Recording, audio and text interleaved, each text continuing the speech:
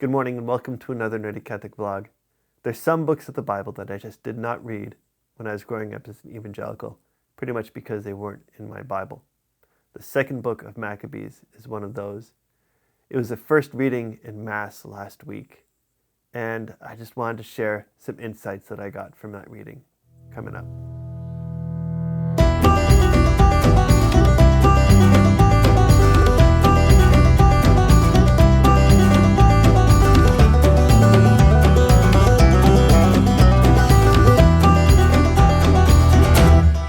One of the tough things about the reading sometimes is that they will take a passage from Scripture and they will just take a few verses throughout that passage.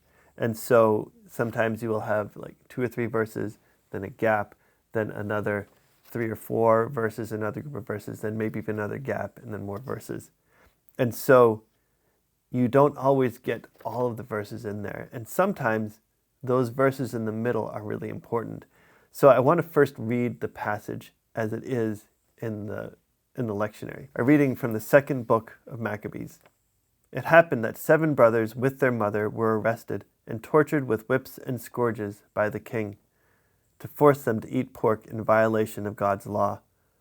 One of the brothers, speaking for the others, said, "What do you expect to achieve by questioning us? We are ready to die rather than to transgress the laws of our ancestors."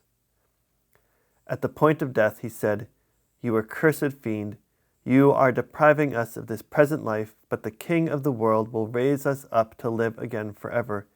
It is for his laws that we are dying." After him, the third suffered their cruel sport.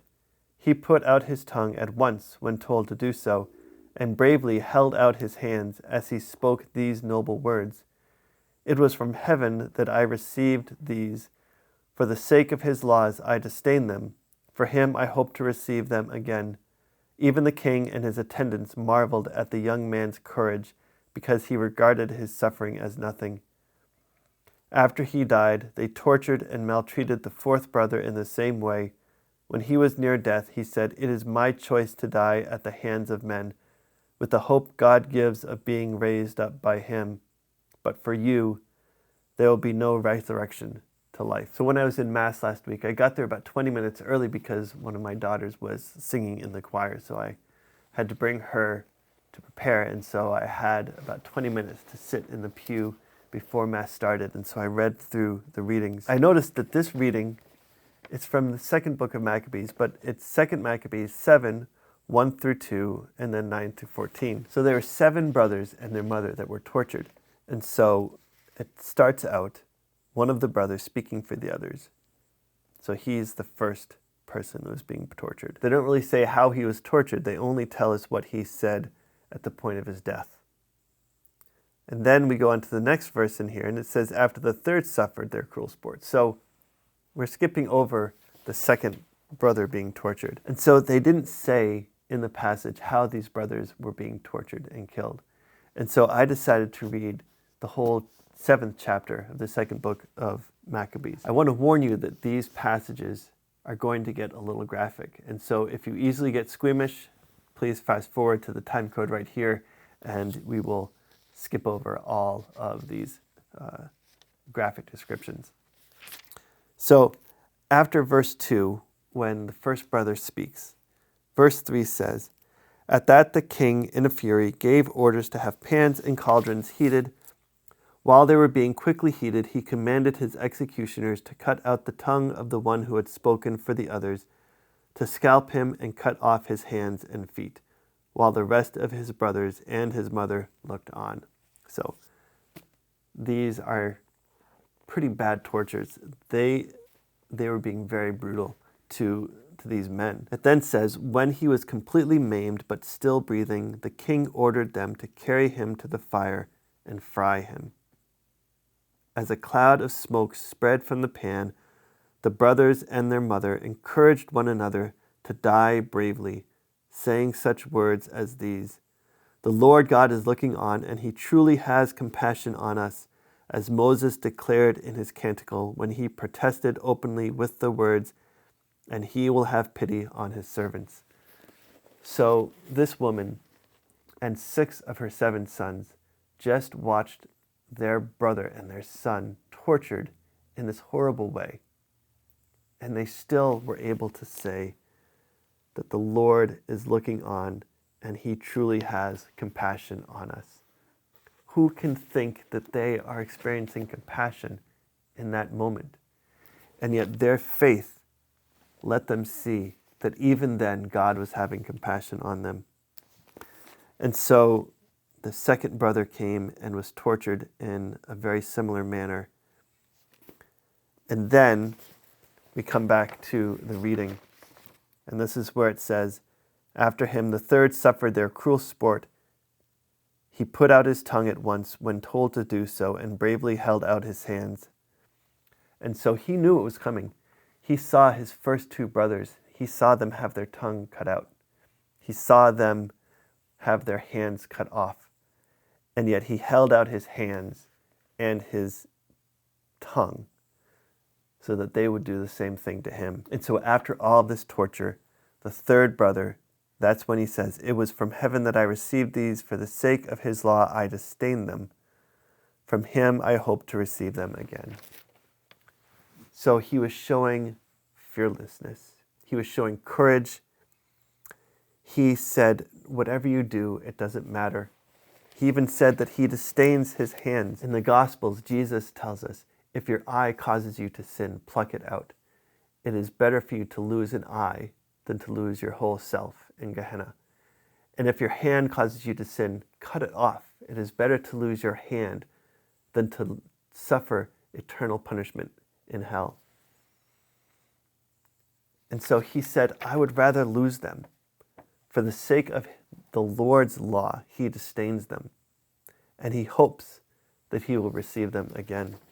He has a hope in the resurrection of the dead, and he says that I hope that the Lord will restore them. So,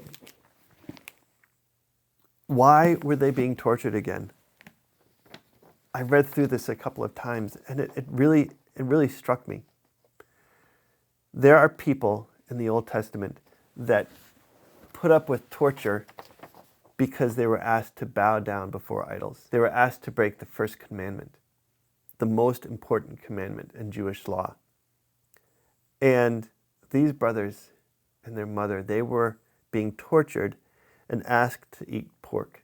Now, I'm not an expert in Jewish law, but from my understanding, eating pork is a lot lower on the importance of Jewish law than setting up an idol and worshiping it. It is a lot lower than breaking the first commandment. And so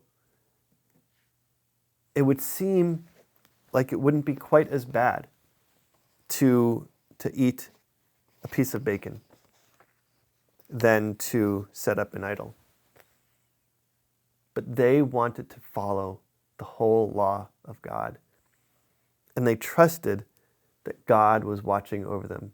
They had hope that God was taking care of them. And even if they all died that day, which they did, that God would resurrect them on the last day.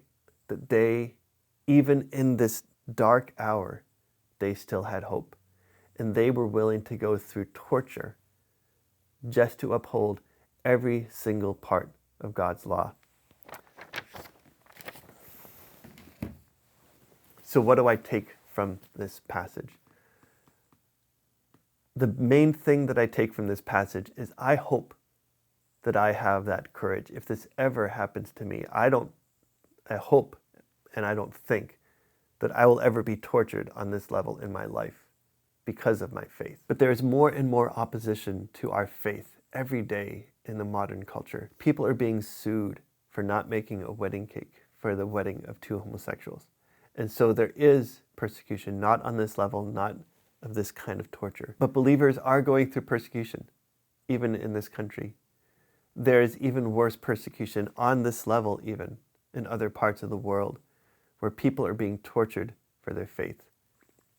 And so I don't know what kind of persecution I personally will go through. I pray that I have the courage to hold on to the faith that I have received from Jesus Christ through his church, no matter what happens to me, even for the small things, And I don't know what that will look like. But God knows what is going to happen in my future. And I pray that I just stay close to Him and His church so that I can keep the strength to stand up for Him. And it also made me think of the bishops. I pray for courage for the bishops, especially in the United States, for courage to stand up against this culture of death, this culture of folding to every single morality that we can imagine. There are so many immoralities that are today seen not just as normal and acceptable, but something to be encouraged and something to be celebrated. We need, as Catholics, we need to stand up. We need to be loving. We should never hate or judge or ridicule anyone because of where they are. We all sin, and we have all come from a place, even if we feel like we are close to God, we come from a place that we weren't. We have all grown closer to God. We all have to continue to grow even closer to God. And so none of us are in a place to judge anyone. We all need to accept everyone where they are. But just as God is calling each of us to a place of greater holiness, to a place of relinquishing even more of the sin in our lives, we need to encourage others to do the same as well. And so just as these brothers were willing to put up with this torture for something as, I would say, as small as eating bacon, we all need to have courage. We all need to pray for greater courage to stand up to the persecution that we are facing and the greater persecution we will face in the future. I pray that you all will stay close to Christ and look to Him for courage and strength and hope. We have hope in Him, and we can have hope that He, just as it says in 2 Maccabees, they had hope in the resurrection. We can have hope in the resurrection, and we can have hope that Christ will always be with us and give us strength when we need it, if we will follow Him and follow His commands. I want to remind you that the merch store of That Nerdy Catholic is Nerdy Catholic Tees. You can see some of the designs up here. I'm wearing my Tiber River Swim Team shirt, my confirmation year of 2008 on it. You can get these designs and others by visiting Nerdy Catholic Tees. Whenever you make a purchase over there, you help support this channel. If you use the coupon code ThatNerdyCatholic, you will get 10% off your first order. You can watch another video over here. If you like what I'm doing on this channel and you want to join this community, hit that subscribe button, hit that little like button down there, and the little church bell to get a notification on when I put up a new video. I'll see you again next week, and God bless.